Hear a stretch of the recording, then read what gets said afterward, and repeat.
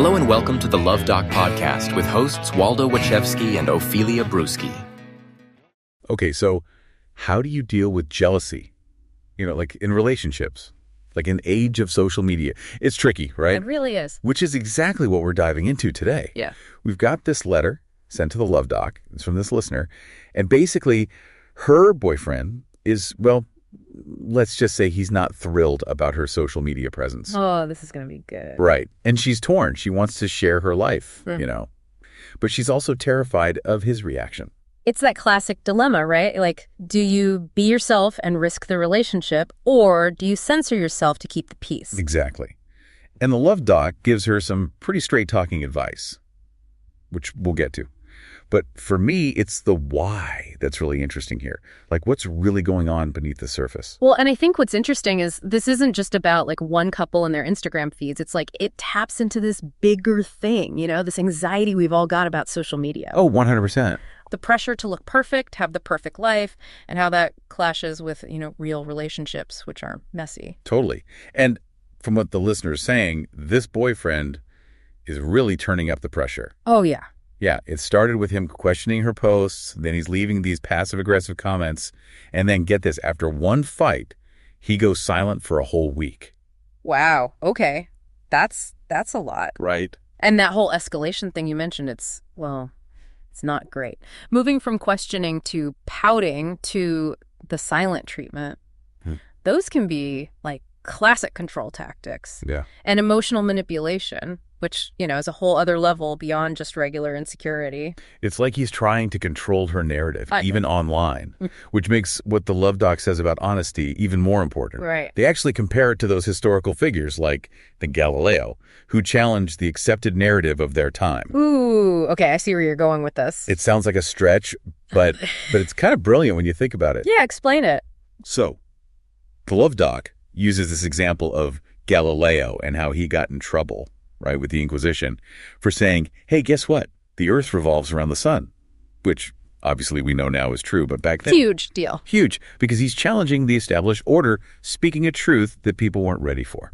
And getting punished for it. Exactly. Yeah. And in a way, this listener, she's kind of facing a similar choice. Obviously, the stakes aren't as high, but still.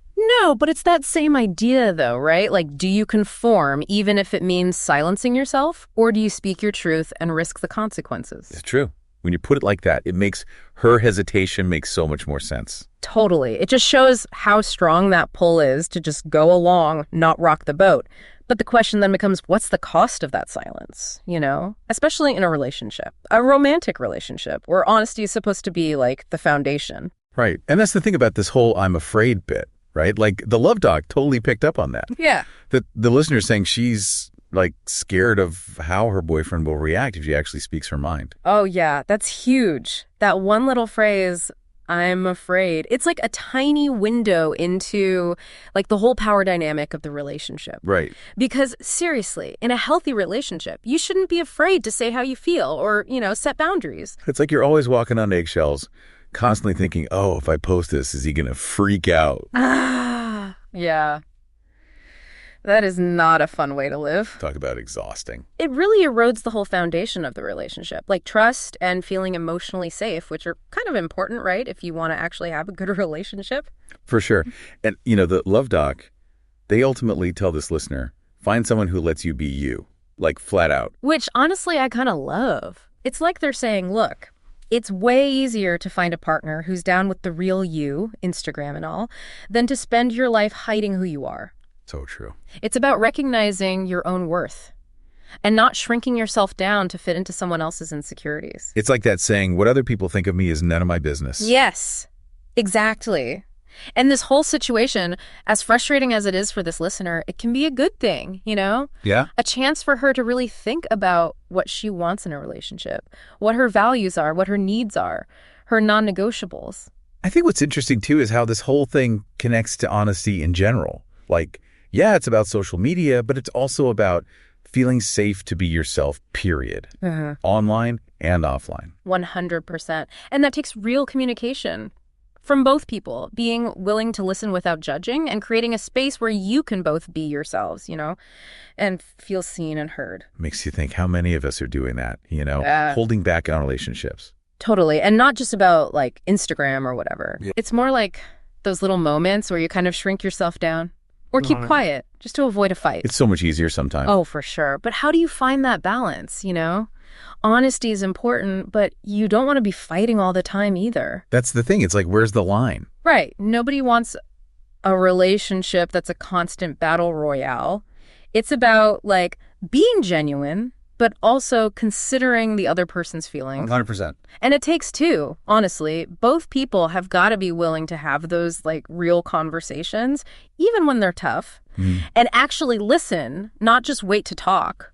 And then, find compromises that work for both of you. Which is, easy to say. Easier said than done, definitely. Especially with social media. It's like we're speaking totally different languages. Oh, yeah. What one person thinks is totally harmless, the other person is like ready to lose it. It's true. It's like everyone comes into it with their own, what do they call it? Baggage. Yeah. And their experiences. Like some people are just more private.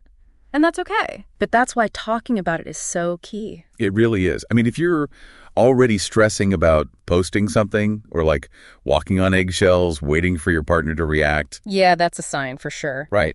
Like alarm bells, something's got to change. Maybe it's the whole relationship. Maybe it's just how you're communicating. Or maybe, you need to figure out your own boundaries. It goes back to what the Luv Doc said, though.